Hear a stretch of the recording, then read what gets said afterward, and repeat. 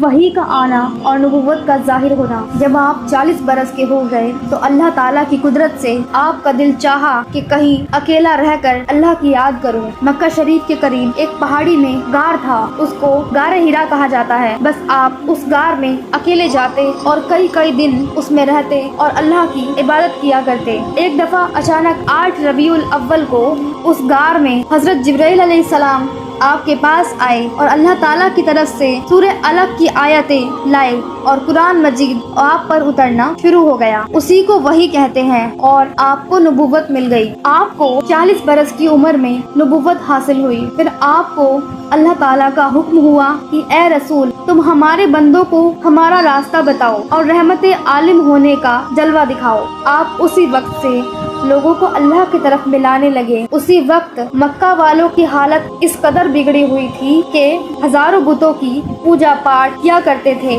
اور پرے درجے کے ضدی اور ہٹ جاہل تھے۔ وہ ایک خدا وحد لا شریکا، اس کو کیسے مانتے؟ عقل کے اندھوں نے آپ کا کہنا نہ مانا بلکہ دکھ پہنچانا شروع کر دیا اور آپ کے قتل کرنے پر فیصلہ کر لیا۔ آپ کے چچا ابو طالب سے سب نے کہا کہ تمہارا بھتیجا محمد ہمارے معبودوں کی توہین کرتا ہے، اس کو ہمارے حوالے کر دو۔ انہوں نے کہا کہ میں اپنے بھتیجے کی مدد کروں گا اور تم کو نہیں دوں گا۔ یہ جواب سن کر حضرت ابو طالب جو کہ حضرت علی رضی اللہ عنہ کے والد تھے، انہوں نے کہا کہ میں اپنے بھتیجے کی مدد کروں گا اور تم کو نہیں دوں گا۔ یہ جواب سن کر وہ لوگ غصے میں بھڑک گئے اور ابو طالب سمجھ گئے کہ یہ موقع پا کر میرے بھتیجے کو قتل کر ڈالیں گے۔ پھر انہوں نے آپ کے بچانے کی یہ تدبیر کی کہ آپ کو اور اپنے کنبے کے سب لوگوں کو لے کر پہاڑ کی گھاٹی میں چلے گئے۔ ان لوگوں نے ابو طالب سے قطع تعلق یعنی کہ بائیکاٹ کر دیا، لین دین خرید فروخت سب چھوڑ دیا، یہاں تک کہ سب چیزیں کھانے پینے کی بھی بند کر دی اور اس تعلق کے توڑنے کا ایک کاغذ لکھ کر کعبہ شریف میں لٹکا دیا۔ 3 سال تک آپ نے اور ابو طالب نے اور سب کنبے والوں نے اسی گھاٹی میں بڑی تکلیف سے زندگی بسر کی۔ آخر آپ کو وہیں سے معلوم ہوا قطعی تعلق کا جو کاغذ کعبہ شریف میں لٹکایا گیا تھا وہ کیڑوں نے کھا لیا ہے، سوائے اللہ کے نام کے کوئی حرف نہیں مٹا۔ آپ نے یہ سب حال ابو طالب کو بتا دیا۔ ابو طالب یہ غیب کی بات سن کر گھاٹی سے باہر آئے اور ان لوگوں سے کہا کہ محمد ایسی خبر دیتے ہیں کہ تم اس کاغذ کو دیکھو، اگر محمد کا کہنا غلط ہوا تو اس کا ساتھ چھوڑ دینا، کہ اگر محمد کا کہنا غلط ہوا تو میں ان کا ساتھ چھوڑ دوں گا اور اگر صحیح نکلا تو تم ہم پر یہ ظلم نہ کرو۔ ان لوگوں نے اس کاغذ کو دیکھا تو ویسا ہی پایا جیسا کہ آپ نے بتایا تھا۔ تب وہ لوگ اس ظلم سے باز آ گئے اور ابو طالب سب کو لے کر شہر میں آ گئے۔ آپ نے اللہ تعالیٰ کے حکم سے پھر واعظ و نصیحت کرنا شروع کر دیا۔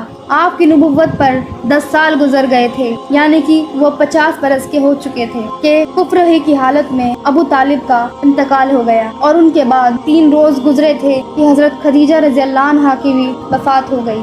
ان کی وفات کے بعد آپ کے 2 نکاح ہوئے، ایک حضرت عائشہ صدیقہ سے کہ اسی وقت ان کی عمر 6 برس کی تھی، مکہ میں نکاح ہوا اور مدینہ میں آ کر 9 برس کی عمر میں ان کی رخصتی ہوئی۔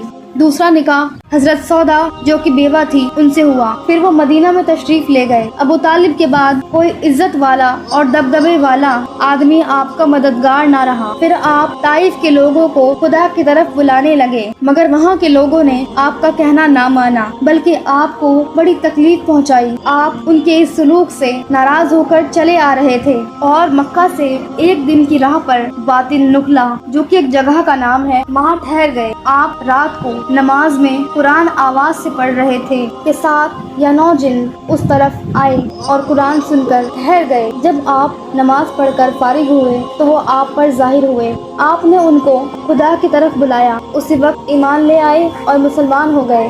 پھر وہ اپنی قوم میں گئے اور ان کو دین اسلام کی طرف بلانے لگے۔ پھر آپ مکہ میں آ گئے اور خوب مضبوطی سے دین خدا پھیلانے میں مشغول ہو گئے۔ آپ کی سچی خیر خواہی اور خوش بیانی کی برکت سے خفیہ طور پر کچھ لوگ مسلمان ہو گئے۔ جب آپ کی نبوت پر 13 سال گزر گئے تو مدینے کے بڑے بڑے عزت والے لوگوں میں سے 70 آدمی مسلمان ہو گئے اور انہوں نے آپ سے وعدہ کیا کہ یا رسول اللہ، جب آپ ہمارے یہاں مدینے میں تشریف لائیں گے تو ہم آپ پر جان اور مال سب کچھ قربان کر دیں گے اور آپ کے دشمنوں سے لڑیں گے، غرض کہ آپ کی سچائی اور برکت سے دین اسلام پھیلتا چلا گیا۔